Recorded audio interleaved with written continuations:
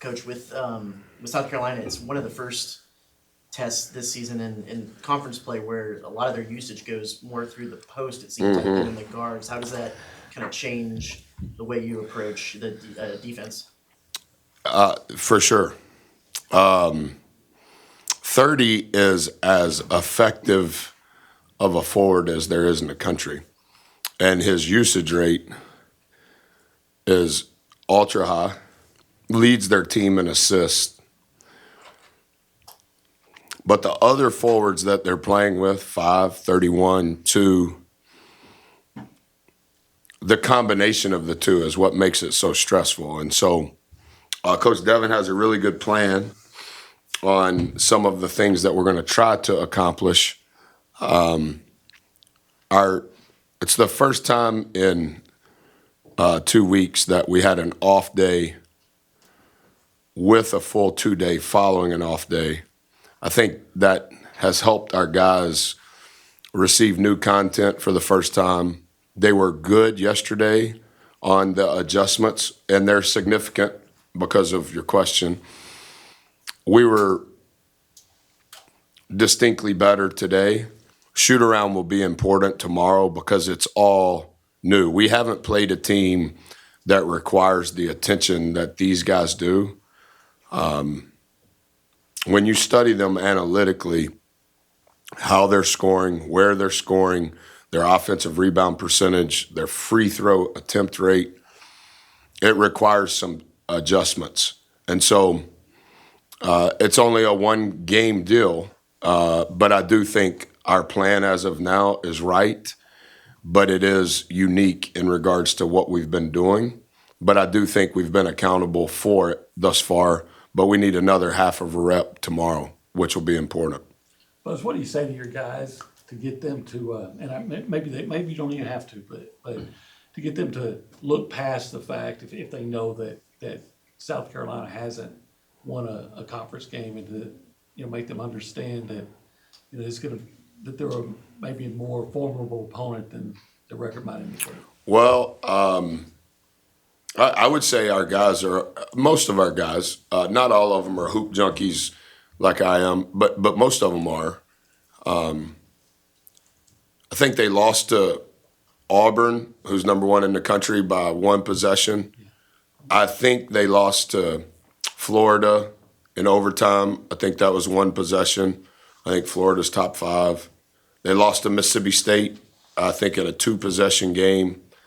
I think it like we always talk about, it just speaks to how thin the line is and how difficult it is to win a game, regardless of opponent, regardless of location to some degree. And obviously, we have 10 reps of 1 and 2 possession games, and South Carolina's had a lot themselves. The last time similar we were in this position was about this time last year, and we failed miserably.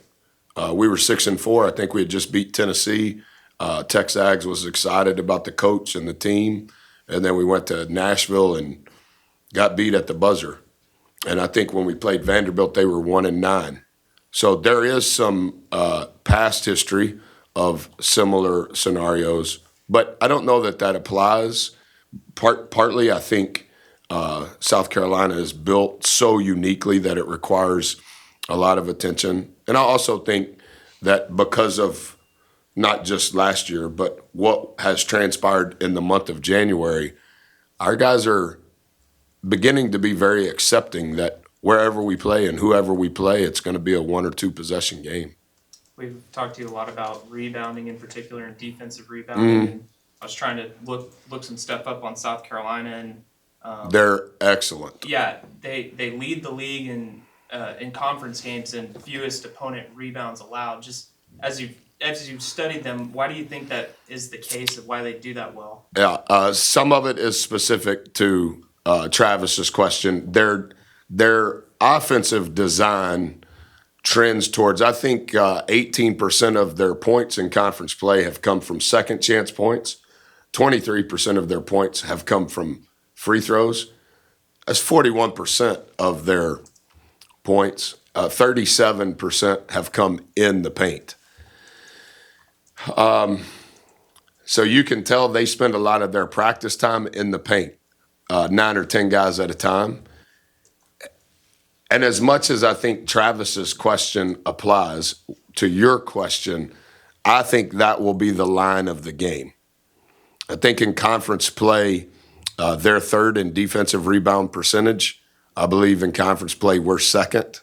Okay, that means there's going to be a lot of unclean rebounds and a lot of fouls while the ball is in the air that an official can't officiate.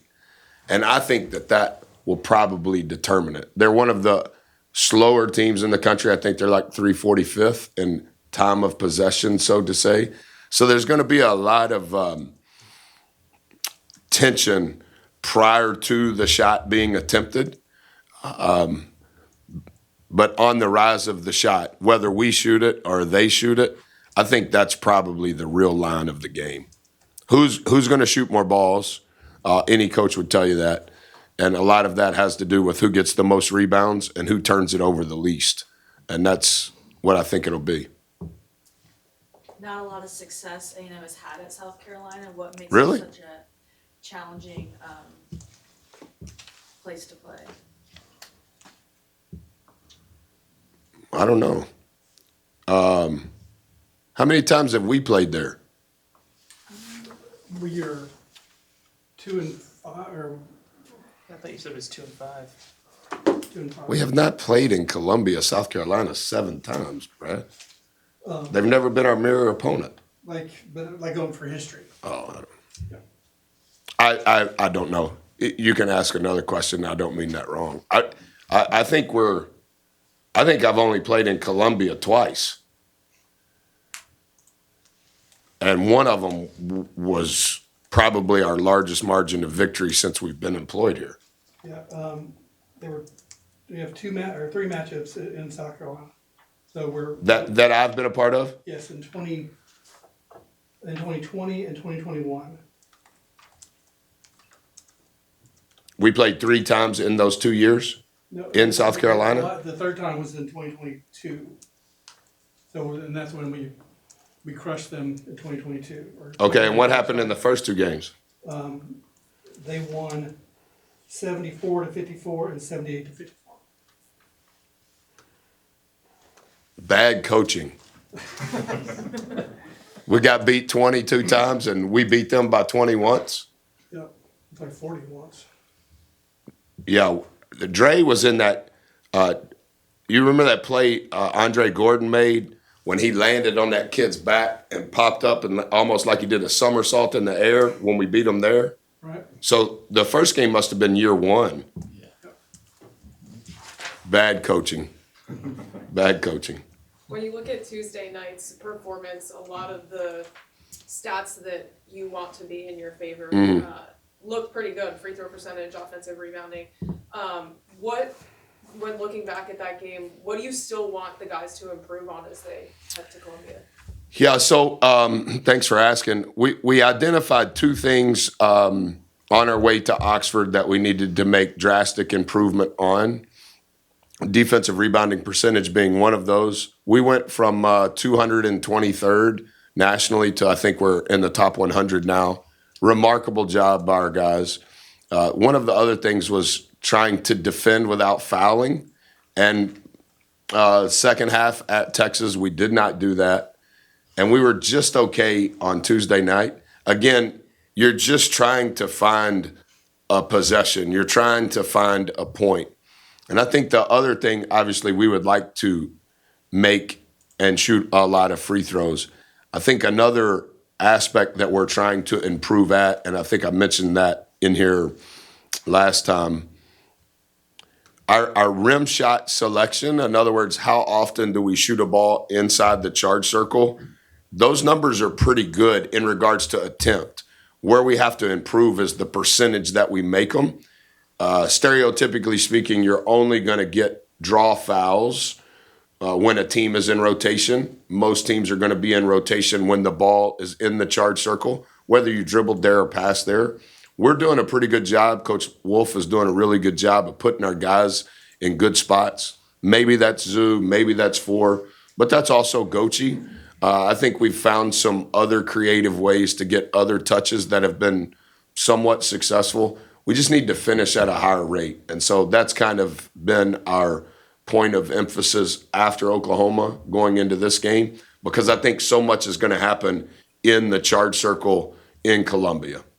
When we talked to Wade last week, we mentioned, or he talked about all the records he could break. Yeah, And he it's like a said- bunch, isn't it? And he said, maybe some of that was on his mind a little bit earlier in the season, and he's kind of put that away. Is that something that you saw from him, that maybe some of that was weighing on him, and he's been able to kind of let that go a little bit, or? I've learned a lot from Four, and I mean that in the most genuine way. I've been blessed and been around a lot of really good players. Justin Robinson would be the only player that I've been around that upon arrival, you knew of the impact he was going to have.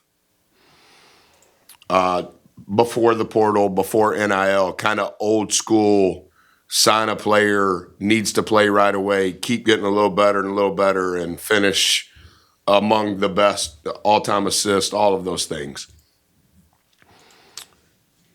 But I'm not saying 4 is better than 5. That's not what I'm saying.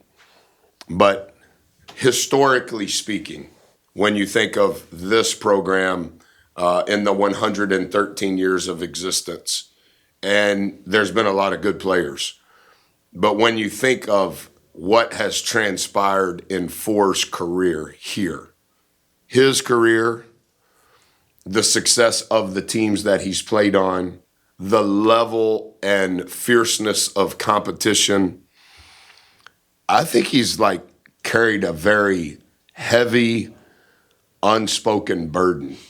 And I think he's carried it with such aplomb, like incredible grace, has very low humility. You can always tell when you're talking to him, he's trying to shine a mirror on someone else. When you give him a compliment, he doesn't not receive it, but he's trying to get to the next subject matter. And he does a lot of that, just to be honest, in the film room. He does a lot of that on the court. Very rarely, Travis, over the last 2 years of his career, do I ever call on Four in front of his team, because he has so much reps from an exposure standpoint, because he's the spokesperson. And he's also, and you've heard me say this, he's as smart as any player I've ever coached, not just as a player, but as a person. And so, like, he's very aware of all of that, but he also, because of how his parents raised him, he also wants to be polite, but more so humble. And I think juggling all of that while we need you to be the best player every night, that's a lot. So do I think that he's had to kind of figure out how to filter that? Yes. And I think one thing, one of those TV people asked me, this was before the game he missed in December. So it was maybe after Purdue.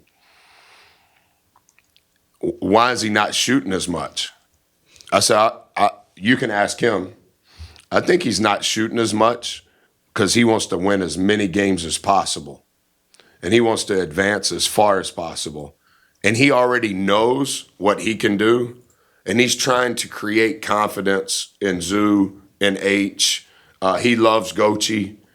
He wants Henry to play great. Those guys chastise one another like in a 4-year teammate type of way. Because I think Four realizes, hey, I've done this with Boots, and I know it's hard to be Batman and Robin every night.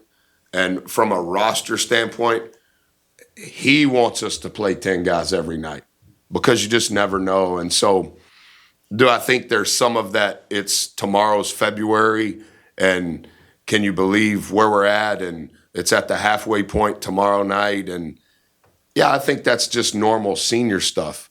But it's more than normal senior stuff with him because of how his career has evolved. And in this era, may not happen again, right? And that's not just in men's basketball. That's going to be in all sports. And he's the last bastion of, man, do you remember when a guy would go to school and just work real hard and graduate and do all the right things and become a fan favorite and everybody loves him and he's like really good? It's special. Special.